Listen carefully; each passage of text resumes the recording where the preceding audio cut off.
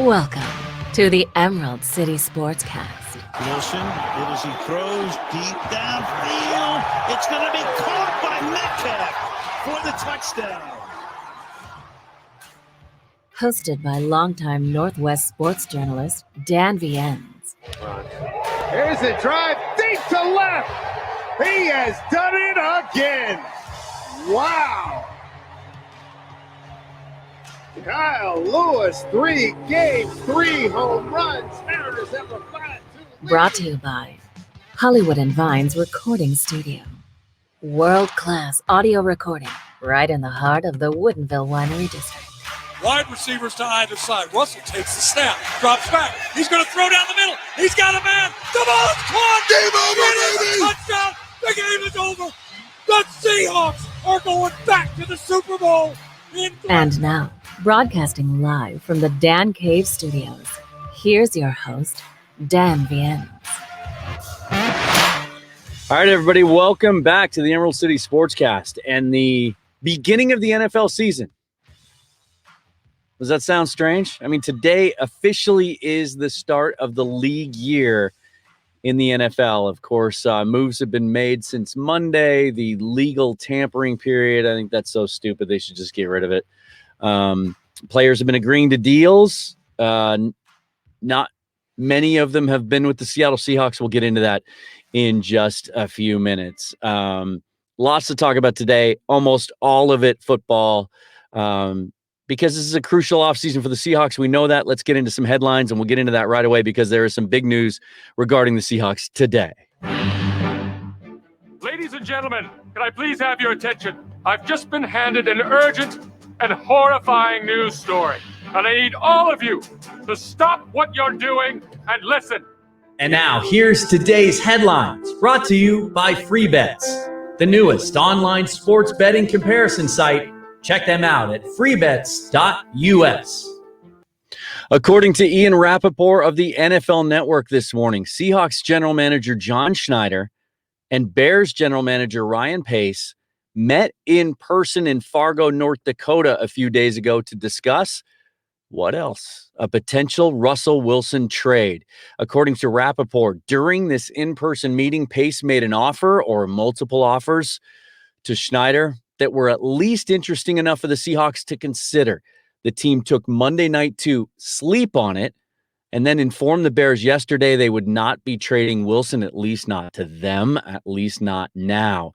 The report states it was Pete Carroll who was the driving force behind that decision ultimately, that he isn't interested in a rebuild at this stage of his career, and that he was the one that vetoed the deal, which reportedly included at least multiple first-round draft picks. The Bears then quickly pivoted yesterday and signed Andy Dalton to be their starter. Questions abound.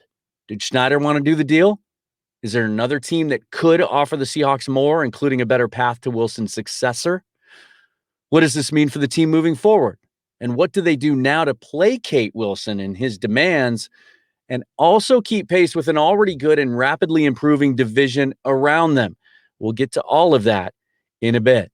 Meanwhile, the Seahawks haven't just sat idly by since free agency began Monday. The team reportedly signed defensive tackle Poona Ford to a new 2-year deal. Ford was a restricted free agent, and the team would have had to place a tender on him by today.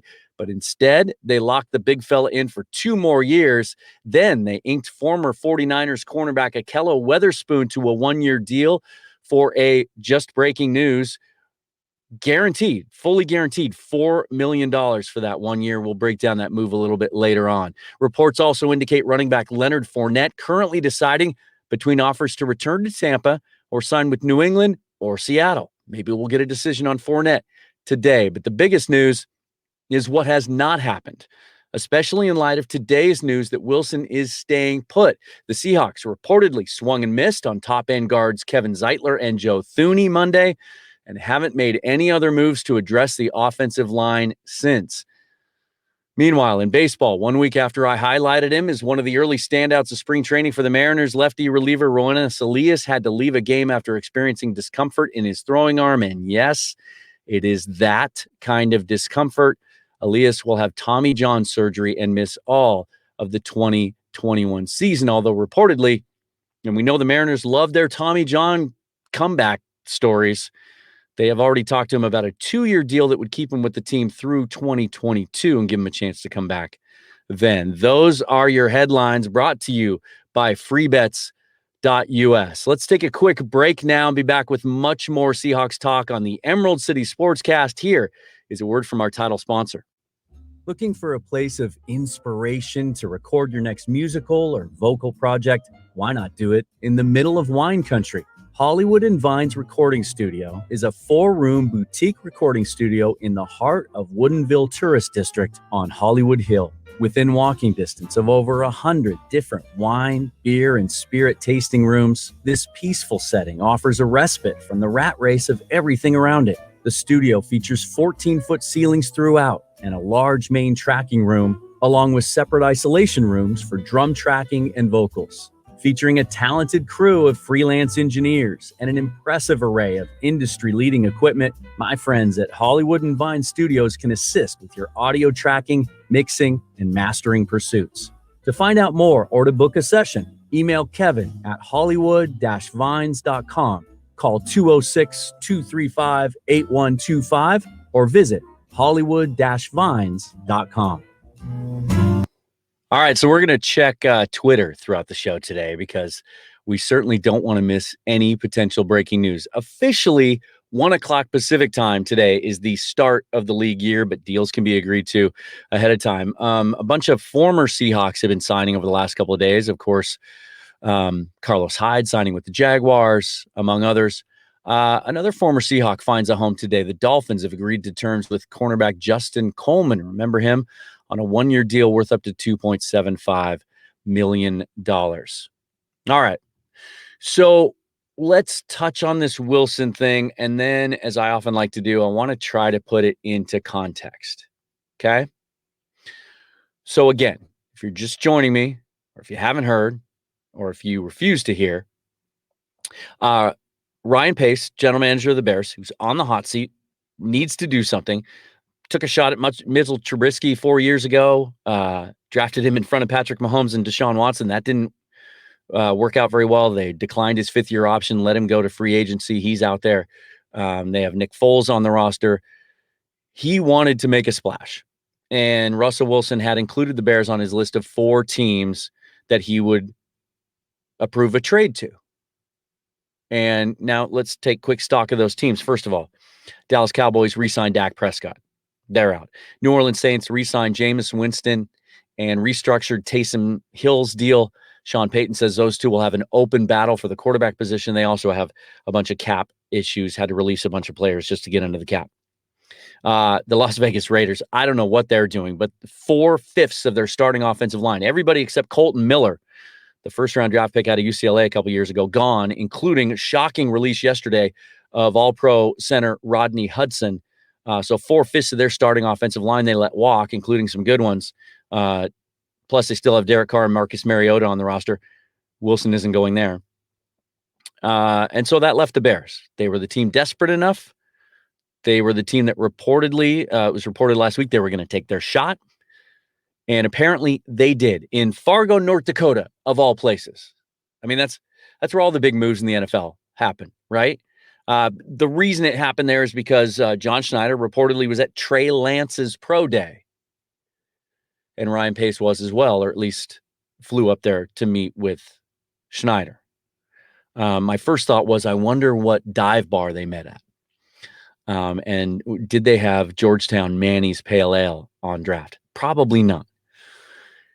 Anyway, the questions about this meeting go far beyond the Ian Rappaport report.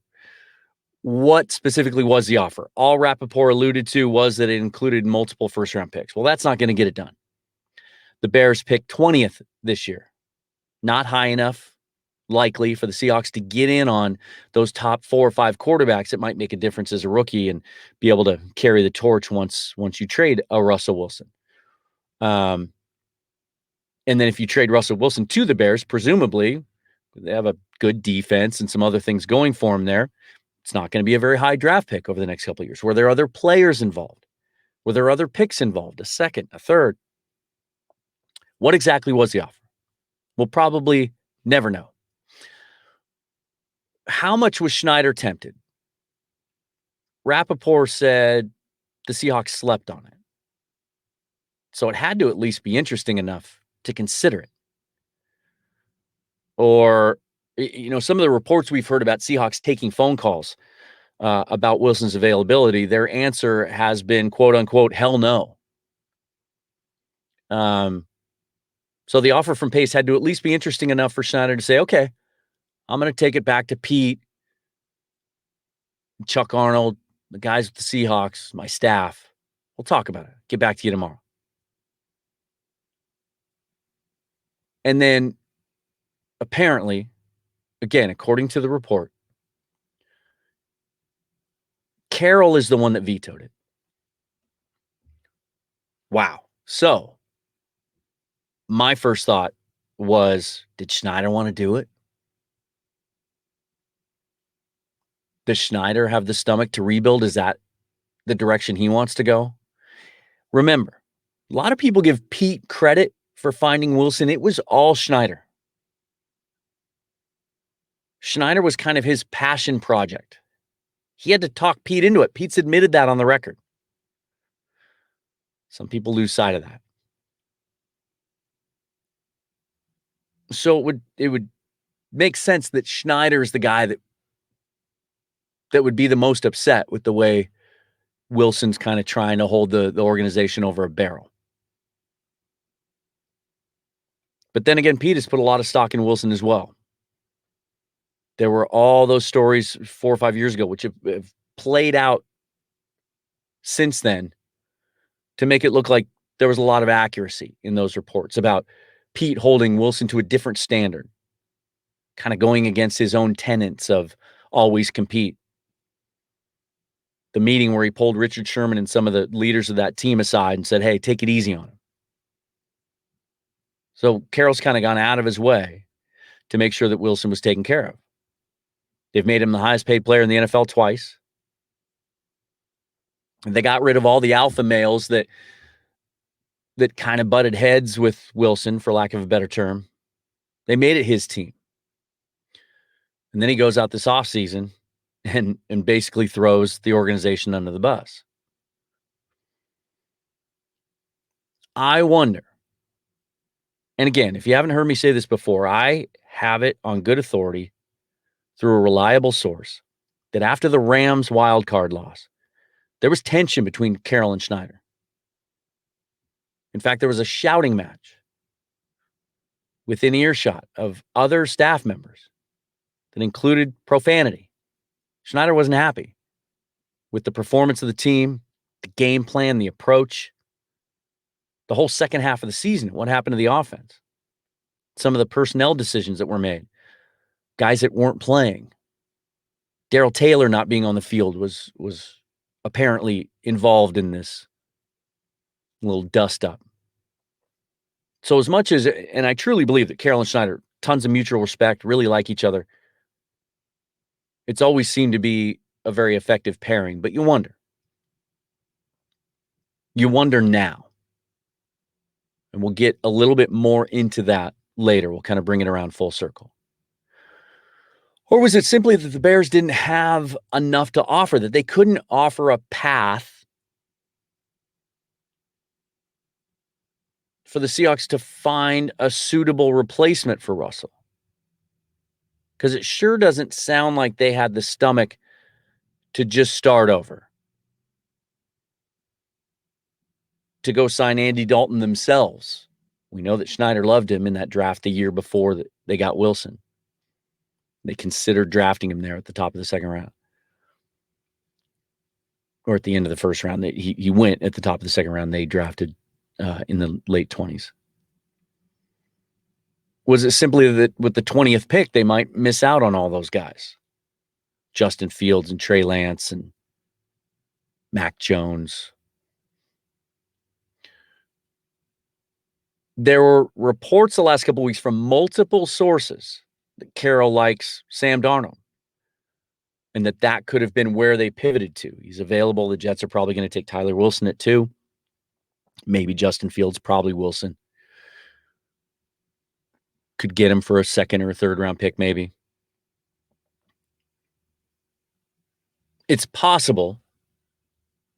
And here's the thing. People put so much stock into these reports. This is a little side note. It's possible that that's true, that they like Sam Darnold, but that they also didn't see him as a franchise quarterback. Okay. Now, are there teams out there who could have made this happen? Simply by the fact that the report is the Seahawks slept on this for a night, considered it. Tells me that the right trade might have tempted them, kind of urged them over the edge. But those teams weren't on Wilson's list of teams that his agent told ESPN he would accept a trade to. I think if Carolina or Miami had gone after this as hard as Chicago did, maybe we're talking about a deal today. Miami with third pick, Carolina at 8, I believe. Sounds now like Carolina is about to go all in on Deshaun Watson. Because with the 8th pick there in Carolina, Seahawks would have been in play for Fields or Lance or Mac Jones. Miami, certainly, if they were in play, and they were on that first list that was reported of destinations Russell would accept a trade to, then you could have been talking about Tua, Tonga Viola coming back, potentially. This may not be over. It's mostly over, but it may not be.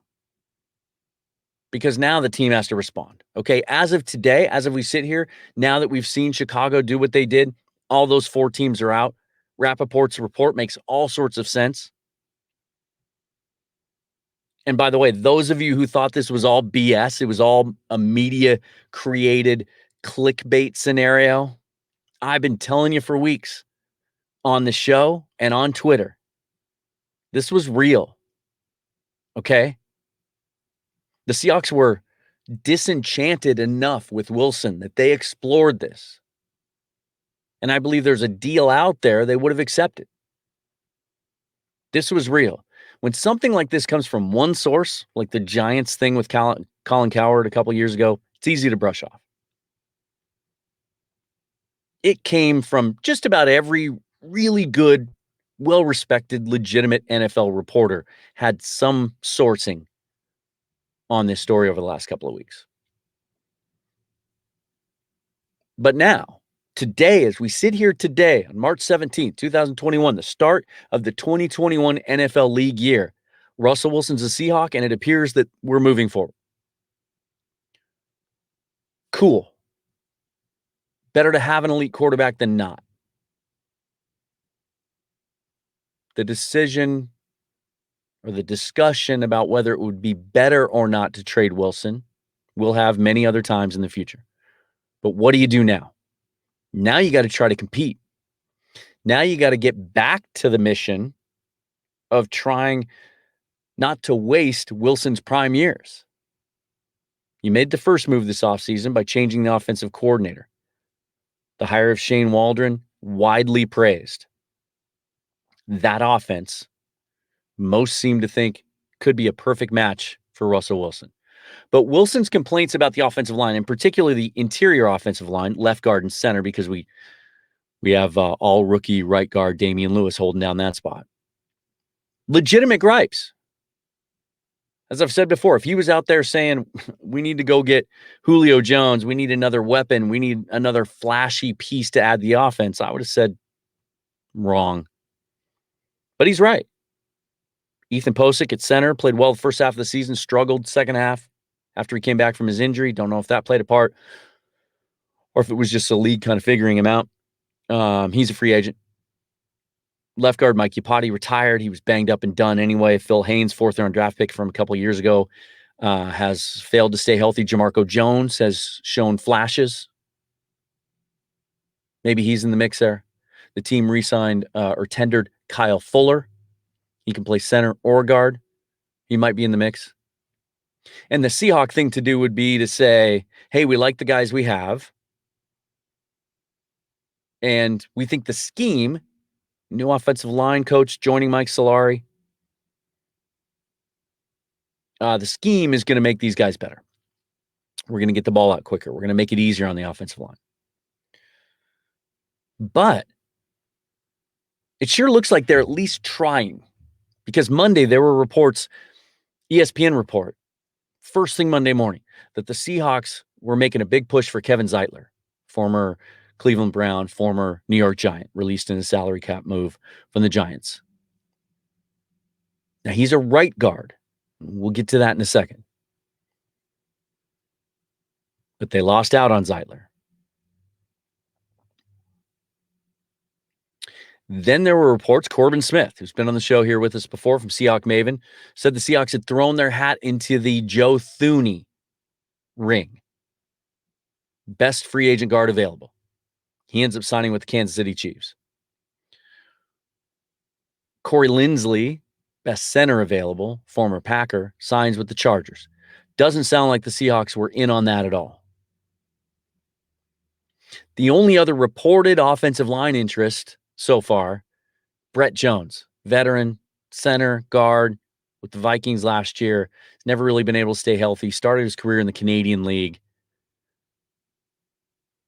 Not a difference maker at all. If Brett Jones is the guy that they sign in this free agency period, it's just this year's version of BJ Finney. Versatile backup type that if they hand a starting role, we're in trouble. Big news yesterday, though. As I mentioned, the Raiders continue to reshape their offensive line. Don't know what they're doing. Rodney Hudson, one of the best centers in the NFL, 32 years old, former All-Pro. Wasn't able to confirm this today on Pro Football Focus. He allowed 1 sack last year. According to Jake Heaps, though, he's only allowed 3 in his career. An outstanding center that the Seahawks weren't expecting to be available. Now he's available. Arizona is reportedly going to make a push. They made a big push for Corey Linsley. Rodney Hudson is a guy that would move the needle in a big way. The Seahawks have an opportunity to check off that last thing that was reported to be on Wilson's checklist that he gave them when he met with Carroll and Schneider at the end of the season. One was he wanted a new offensive approach. Got it. He was involved in the Waldron hire. 2 is he wanted more say in personnel. It sounds like they are involving him in some of these decisions. 3, he wanted a big-time addition on the offensive line. Not Brett Jones. Not bringing back Ethan Posick and letting Jamarco Jones and Phil Haynes compete at left guard. He wanted a big splash. The biggest splashes were made Monday. They were in on Zeitler, missed out. They were in on, reportedly, Thuney, missed out. It sounds like their focus is on guard, but I wonder if Hudson changes that equation. And I think it's doable. So after the signings the Seahawks have made so far, according to Over the Cap, they have about $13.1 million in salary cap today. And remember, other than releasing Carlos Dunlap, they haven't done anything yet to clear cap space, and that's got some people concerned, me included. But I think the Seahawks, the way the Seahawks operate, as opposed to some of these other teams, rather than just clear all the books that you can and then dive into free agency, they take it day by day, and it's a fluid situation. They don't want to have to push future salary out if they don't have to. So consider this for a second. Corey Linsley, the best free agent center available, just 28 years old, signs with the Chargers. 5 years, $62.5 million guaranteed, average annual value of $12.5 million. $17 million fully guaranteed. There's an out after the first year. They could cut him next year if it doesn't work out, which I can't imagine. But there's an out where it wouldn't be that painful. His first year cap number is only $6.6 million. Rodney Hudson's 32. And so he's not going to get a 5-year, $62.5 million deal. But Trent Williams is 32, 33, and just signed for $126, $130 million today with the 49ers. Would you do the Corey Linsley deal for Rodney Hudson? Again, I think Hudson will get slightly less because of his age. But would you do that? I would. And the Seahawks should. $6.6 million cap hit in the first year. If you want to make a splash, you want to make Wilson happy and legitimately improve that line, because here's the thing. Their focus seems to be on guard. So what's the plan at center? Do they like Kyle Fuller that much? Are they bringing Ethan Posick back? Because if you draft a center, that's tough. That's tough, throwing a rookie in there at the pivot, having to make the calls, being the guy. It's been done. It's not ideal. Rodney Hudson's a guy that could change the game. And remember, I see it similar to the Dwayne Brown move of a few years ago, about the same age when we brought Brown in, and he really transformed that line, really upgraded the left tackle position that was in flux. Russell Wilson at the time redid his deal slightly to create a little cap space so they could bring Brown in. They haven't done anything yet with Wilson's deal. But now that the trade talks seem to be settled and he's their guy, maybe now they feel a little more comfortable doing that. They don't have to ask Wilson to convert signing or salary to signing bonus, clear some cap space. Would they do it for Rodney Hudson?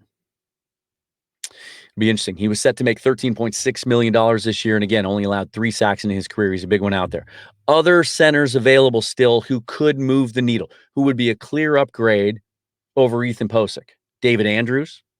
Sounds like he was negotiating with the New England Patriots until yesterday, turned down their last offer, says he's going to test free agency. Good, solid center. Austin Blythe. I've talked about him on the show. He's part of my offseason plan. Talked about him last week. Good, solid center. It really came into his own last year after moving over from guard. Played for the Rams for the last 3 years. Would be a really good transitional center to give some continuity and help install that offense. Nick Martin of the Texans is a highly paid center, former second-round draft pick, but his PFF grades weren't even quite as good as Ethan Posick's. But their focus doesn't seem to be on center because they didn't take a shot at Lindsley. Does that mean they have other ideas? There's been talk of moving Damien Lewis to center. Played it for one game last year when Fuller and Posick were both hurt. Did pretty well considering he's never played the position. Again, maybe they like the draft class. But let's look at some guards that are still available too, just in case that's the plan. Maybe they already have an idea they're going to bring Posick back, or they like Kyle Fuller, so they're focusing on guard. Left guard, there's really only one out there that really intrigues me, and that's Forrest Lamp. I've talked about him. The former second-round pick, battled injuries his first 3 years. Played all 16 games for the Chargers last year. Not Pro Bowl level, but the guy's upside has always been there. He's always had a high ceiling coming out of Western Kentucky. Seahawks liked him in that draft process. He's really the only true left guard. But as I mentioned before, Kevin Zeitler played right guard, and they went hard after him. He was their first priority, it sounds like. And so the idea, again, has been bridged of, what if you sign a guy that's more natural at right guard, you can move Damien Lewis to left guard if they feel like he can do that. Right guard really opens up some possibilities. Trey Turner, released by the Chargers. Gabe Jackson, released by the Raiders. John Feliciano, former Bill. And here's one. Remember Larry Warford? Former Saint, 3-time Pro Bowler. Opted out last year because of COVID. So he's a free agent. Haven't heard him discussed anywhere. Under the radar. Maybe he's going to retire. He's made some good money. He's 29 years old. 29 years old and coming off a season, if he's kept himself in shape, no wear and tear. Keep your eye on Larry Warford. He's an interesting candidate for me. Now, let's talk about running back, because the question has come up. Reportedly, Leonard Fournette is weighing his options. Return to Tampa, go to New England, come to Seattle. There may be other offers, but those reportedly are the 3 that he's weighing the most heavily. And to me, Seattle would make the most sense for him. He can go back to Tampa Bay, but the money probably isn't as good there. They've done a nice job bringing everybody back. They're going to be the overwhelming favorite probably to win the Super Bowl again, or at least win the NFC. But they've got some other things. Got Ronald Jones. They drafted Vaughn in the 3rd round last year. They've been connected to James White, who's a free agent, so they may already think they're looking elsewhere. If I'm a running back, I'm not looking at New England. There's reports today that they're also interested in Chris Carson. They've never, well, not never, but it's been a long, long time since they've featured a running back. Right? I mean, they drafted Sony Michel in the early 2nd round a couple of years ago and never featured him. You know, it varies week to week. If you're a fantasy football player, you certainly know New England's penchant for not being consistent with their touches in the backfield. If I'm Leonard Fournette, I want to go to Seattle because they're on the record as stating we want to run the football. And competition-wise, Rashad Penny, I think it'd be a nice little combo. Penny becomes more of a change of pace. But Leonard Fournette, fans have asked, why? Why would he be better than Carson? Just bring Carson back. First of all, I think Carson's going to make some more money on the open market. Fournette was a free agent last year, and all he was able to find on the market, granted it was during the season, was $2 million from the Tampa Bay Buccaneers. It was right at the beginning of the season, actually, but teams had committed their cap and whatnot. Leonard Fournette, great rookie year. Outstanding year last year with the Bucs. Catches the ball really well. One season, I think he had 79 catches. Runs hard. He seems like a guy to me that I actually thought maybe the Seahawks would be interested in signing him last year. Seems like a Pete Carroll kind of guy that maybe found himself a little bit last year. Remember, this guy, when he was at LSU, they were talking about he should sit out his sophomore year until he's draft eligible, go out early, not risk injury, could be one of the all-time greats. Hasn't quite been that, but just 26 years old. Really anxious to see a decision, hopefully forthcoming from Fournette. Let's take a little Twitter check. And nothing. Except our friend Rob Staten, who was on the show recently, saying that Adam Schefter apparently reporting that Russell Wilson could still be traded before the draft. Okay. Let's just not focus on that today, shall we? Now let's look at the Ahkello Witherspoon signing. Of course, Shaquille Griffin signs with the Jaguars. Big money, 3 years, essentially $45 million, potentially. Shaquille Griffin hasn't been officially announced yet, but it sounds like a package deal. He's going to sign with the Jaguars as well. Side note, Shaquille Griffin was woefully underutilized as a Seahawk. Clearly, the last season and a half since they gave him a chance to rush from the edge really made an impact when he was in there. But they only used him when everybody else was hurt. I never understood. It was a big frustration of mine that the Seahawks weren't more proactive in kind of throwing some curveballs in their game plan at the opponents. There were games when the pass rush was struggling, and it seemed like, God, you throw Shaq in there, let him rush off the edge once in a while. It just didn't see much of that. It'd be really fun to see him blossom in Jacksonville. Meanwhile, Shaquille Griffin, I know Seahawks fans are frustrated they didn't let him go. And again, it's another failure of the Seahawks regime to retain one of their own homegrown players. Shaquille Griffin drafted in the 3rd round. Good player, had some injury issues, never really got over that hump and became a true lockdown corner, but he was their best corner. And they didn't manage it properly financially. Could have extended him maybe earlier. Could have managed the cap this year so they could have afforded this deal.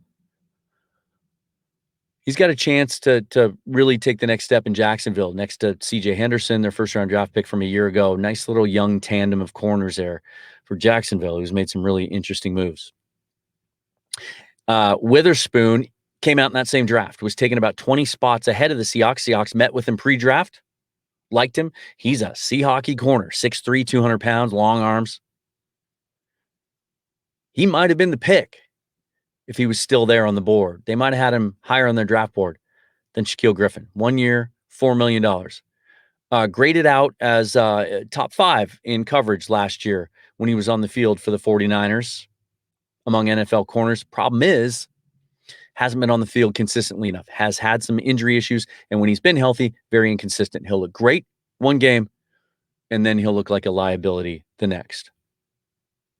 But a guy that's still in his mid-20s, fits that Seahawk mold to go along with J.R. Reed, who's a smaller corner, so you can match up with the big receivers.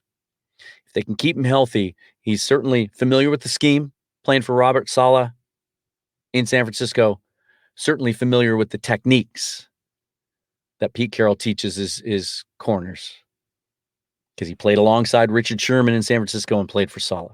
So really interesting. I like this pick. Are they done at corner? They better not be. I still like the idea of bringing Quentin Dunbar back if that knee is healthy, or adding some more competition. Still like the idea of Kevin King. Wonder if you could get him on a similar deal.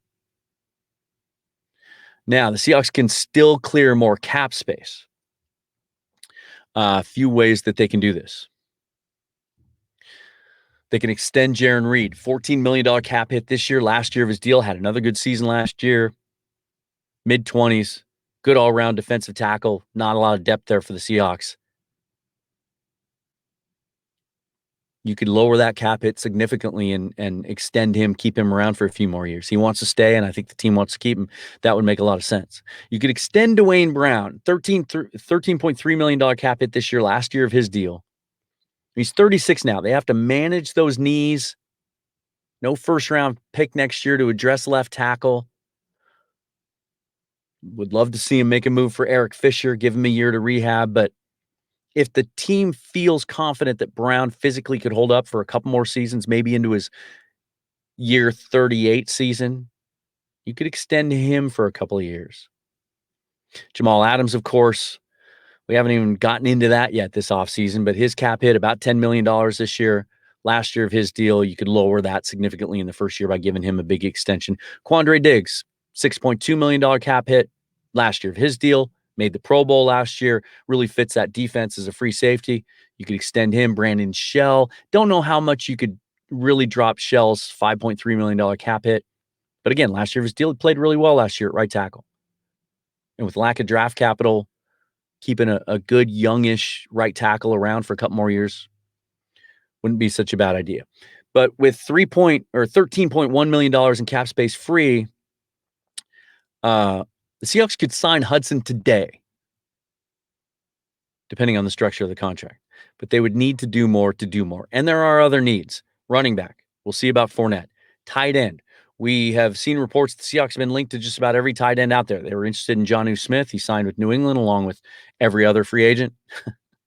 They could use another corner, as I said, and they need another edge player. They cut Carlos Dunlap because of salary cap considerations. But, and this is the gamble they were taking. We talked about it last week, and I think it was sound. It was a sound process.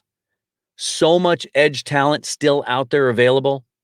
And even the top edge guys, Yannick Ngakoue, Matt Judon, these guys are getting $13, $14, $15 million a year, not 18, 19, 20. Not the money Jadeveon Clowney thought he was going to get last year. That market's not there. Here's just a sampling of the edge players still out there. Alden Smith. We know the Seahawks tried to trade for him at the deadline last year from the Cowboys. Melvin Ingram would be an interesting piece. They could bring Dunlap back, gamble on himself. Ryan Kerrigan would be an interesting vet to add. Romeo Okwara might be the best young edge player still out there. Solomon Thomas, former top 5 pick of the 49ers. Just 5 years into his career. Two-way player, inside, outside, could be interesting. Hassan Reddick had the big breakout year for the Cardinals last year. Could bring Benson Mayowa back for some depth. Remember, Darrell Taylor's going to be healthy this year. And do you revisit Jadeveon Clowney? His number might be down even more this year with the market what it is and coming off another year where he had some injury issues. There are some big bargains still out there. Bottom line is this. Offensive line have to add one slam dunk good player in free agency. That's what I believe. Have to do that. The rest of the positions, waiting out the market, doing the Seahawk thing is the right thing to do because the market dictates it. Okay? Let's get back into this Wilson thing and examine what it might say about where the brain trust of the Seahawks is at these days. I touched on it before. Are Pete Carroll and John Schneider on the same page? What might it mean for the long-term future of the Seahawks? My thoughts on that after the break.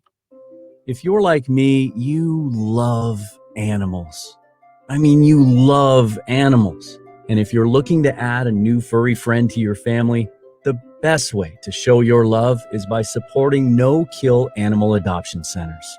And the best way to do that is by checking out nokillnetwork.org. The volunteers at No Kill Network seek not only to support no-kill adoption centers, but help make a change by working with all animal shelters to change their policies and make sure every pet has the chance to find their human. And with the COVID pandemic, many of these shelters are full, and these pets need you. So check out nokillnetwork.org for a list of no-kill shelters near you. And there's even a handy adoption pet finder tool you can use to help you find your next best friend. That's nokillnetwork.org.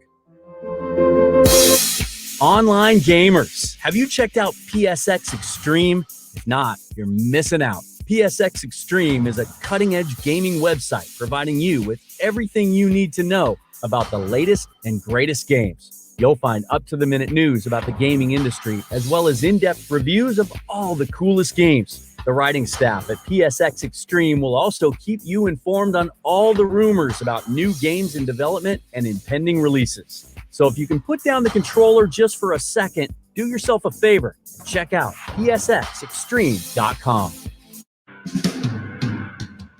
You're listening to the Emerald City Sportscast, presented by Hollywood and Vine's recording studio. And now, here's Dan.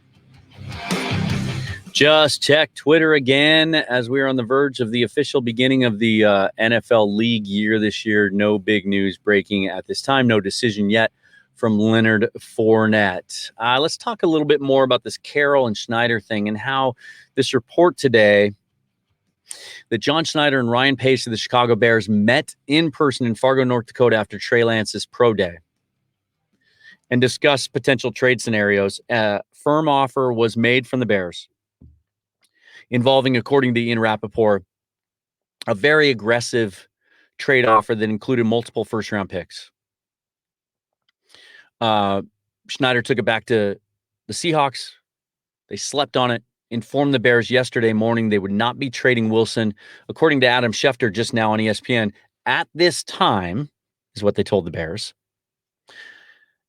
And then the Bears immediately pivoted and signed Andy Dalton to be their starter this year, gave him $10 million with a chance to earn $12 million. What does this say about the hierarchy, the flow chart, if you will, the brain trust of the Seahawks, where they're at and where this thing is headed in the future? Because it's not, as much as fans would like to believe, the report today and where we're at doesn't mean, okay, that's it, it's over. Russell's here, we can stop the conjecture. He's here for good long term. He's going to be our quarterback for the rest of his career. That's not the case. So Pete Carroll and John Schneider both signed extensions. Carroll's was announced during the season, Schneider's in late January. Carroll signed through the 2025 season. Schneider through the 2026 season. I thought this was interesting that the team, when they made their official announcement, officially framed it as he's committed to the team through the 2027 draft. Which, again, interesting. Not very often does a GM on his way out stay through the draft and then move on, do something else. Anyway, Schneider, and again, this comes from a source of mine that has a connection to the front office. Schneider's mindset is always to play the long game. Now, this may strike some of you as surprising because some of the trades he's made, Percy Harvin, Jimmy Graham, Jamal Adams, might seem to indicate that he's a little bit more reactionary and more interested in short-term game. But as far as his own career goes, he's playing the long game. Detroit Lions made a huge run at him, apparently, through back channels, wanted to hand him a lot of power in Detroit. He had no interest in that job. He would rather stay here. I think, I've wondered this for a long time. I thought it was going to happen maybe with the last contract. But indeed, Carroll signed the long extension. I think Schneider wants to stay in Seattle until it's his ship to run. Wants to be here longer than Carroll. Based on their current contracts, that would seem to be the case. Hard to imagine Carroll wanting to sign an extension beyond 2025. He'd be 74 years old then. Wilson is signed through 2023, so something is going to happen. There's going to reach a breaking point at some point. So here's some potential short-term scenarios for 2021 that could affect this situation. A, still possible, and Adam Schefter seems to have alluded to this morning on ESPN, that it's possible Wilson doesn't like what happens in free agency in the draft. We don't get an interior offensive lineman that moves the needle. We don't improve that unit to his liking. Maybe he and Waldron aren't on the same page. He could still push for a trade before the season starts. But there's likely not a team that would fit at that point, especially after the draft. Now, Schefter again this morning saying they could still trade him before the draft. I haven't dug into that report yet because I've been on the air, but it sounds like Schefter just conjecturing, not wanting to close the door on that. But there may not be a team out there that fits now. So I'm going to say it's 99% that Wilson stays a Seahawk in 2021. B, he and Waldron could click. The offense is the perfect thing for him. It's effective. The team's competitive. If all those boxes are checked, this thing could be fixed, and he could be here at least through his contract year in 2023. If not, if the season's messy, if it falls short of expectations, the offense doesn't work, Wilson doesn't play well, trade talks will heat up again next year. That goes without saying. Next year, it would be a $26 million dead cap hit to trade him, but a $15 million net. There'd be an $11 million cap savings. So it'd be a $15 million hit. And we'll talk about what the cap looks like for next year in a minute. In any event, to me personally, it's very hard to see Wilson staying here beyond 2023. I've said it for a long time. Don't think he's going to age well. And at that point, does Carroll then, 2 years away from the end of his contract, want to start another rebuild? It is possible that if things are going well in 2023, Carroll being in charge as he is, knowing he has 2 years left on his deal, could give Wilson another market-setting contract. Would Carroll want to sign another extension at the age of 74? Would the team want to do that? Don't know. Meanwhile, around them in the NFC West, things are not getting easier. Okay, and you have to take this into consideration. This is the reason the Mariners chose to rebuild in 2018. It wasn't just because they felt like they were stuck. It was, even if they went out and made a couple moves and improved in the offseason, they weren't going to catch the Astros. They weren't going to catch the A's. But they looked at some things coming up for the Astros, some challenges they were going to have keeping players. Same with the A's. They thought, let's step back now, try to shoot for 3-4 years from now, and catch them on the way down. That seems to be going well for them. Seahawks have to be looking at what's happening in the division around them. The Rams, they get Matt Stafford. Even players on the Rams believe he's an upgrade over Jared Goff. They've restructured a bunch of guys to keep their core around. They've pushed some of that into the future. It's going to catch them at some point, but for now, they're going to be very good for a couple seasons. Maybe the best defense in the league, and they've improved at quarterback. Outstanding young running back in Cam Akers, great receivers, weapons on the outside. Maybe the best team in the division. San Francisco, very good. They're going to bounce back. Outstanding defense. They get Joey Bosa back. They got some work to do in the secondary. Great offensive line. Trent Williams signs the huge monster contract today. They reportedly also are going to add Alex Mack, 35 years old, but a veteran, outstanding, multi-Pro Bowl center in the middle. And it sounds like they're positioning themselves to take a young quarterback. If they were truly committed to Jimmy Garoppolo, they would have restructured his deal. They would have done some of those things. I think they're going to make a move, try to trade up, get one of those young QBs. San Francisco is going to be scary. Arizona, jury's still out. They added J.J. Watt. Don't know if that was really a priority for them. That money could have been spent better elsewhere, I think. Their window may be closing soon. Only $14 million in cap space. They're about where the Seahawks are right now, but they're going to have to pay Kyler Murray soon. Arguably right now, the Seahawks have the third best roster in the division, even with Russell Wilson on it. Can they make up that ground with only 4 picks this year, no first, and their philosophy of playing it safe in free agency? They're so confident in their approach. And I think their confidence is rooted in a couple different things. Carroll's ability to motivate. I think they're confident in the new scheme. I think they're confident in the effect the crowd returning to Lumen Field is going to have. Check out their 2021 schedule. Of course, they play the division home and away. Home schedule. Well, let's look at the road schedule first. Packers, that's going to be tough. Vikings, don't know. Colts, we'll see how the quarterback works out. Texans, Washington football team added Ryan Fitzpatrick yesterday. They're going to be tough. It's a tough road schedule. Home schedule, though, Bears, Lions, Jags, Saints in transition, Titans. The way they're acting, I've been trying to put my finger on this, by being conservative this offseason, by not going out, and we may never know what their offer for Kevin Zeitler was, how seriously they pushed for Thuney. Were they $10 million away? Were they $1 million away? By not being more aggressive to get one of those guys. And admittedly, still a lot of time to make something happen. The way they're acting, one of two scenarios, and this is what I'm going to leave you with today. 2022, right now, according to Over the Cap, they have $116 million of available cap space. $86 million committed to like 13 or 14 players against a projected $202 million cap. Now, there have been people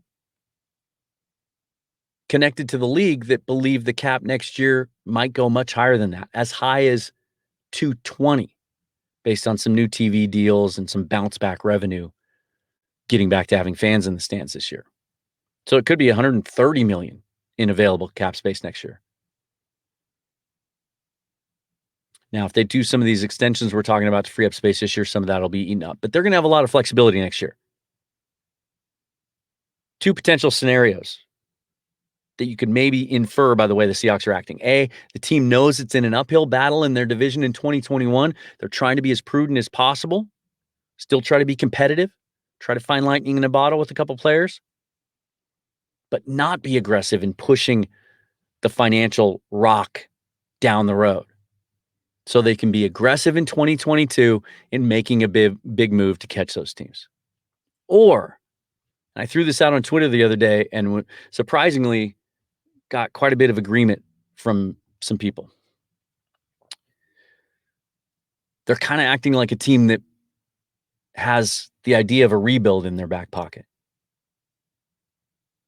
That knows that if this thing doesn't work this year, doesn't go well, doesn't go swimmingly well, that they might have to trade Russell Wilson and do a bit of a step back or a rebuild next year. And they want to save all that cap space. We'll see. A lot can still happen over the next couple of days. We hope that it does happen. If it does, any big moves, I'll hop on, do a special report, and certainly we'll have a lot more to talk about next week. I'm also going to be appearing on the Seahawks Playbook podcast next week with Bill Alvstad and Keith Myers. Check that out. In the meantime, keep your eyes on Twitter. Nothing big happening during the show, but we could see a lot of moves later today and tomorrow. Follow me on Twitter at Seahawks Forever for all my thoughts and retweets and updates on all that kind of stuff. Until then, stay safe out there, and remember, Those who think they can, those who think they can't are both right. Thanks for listening to the show. I'm Dan Viennes. We'll see you next week, all right?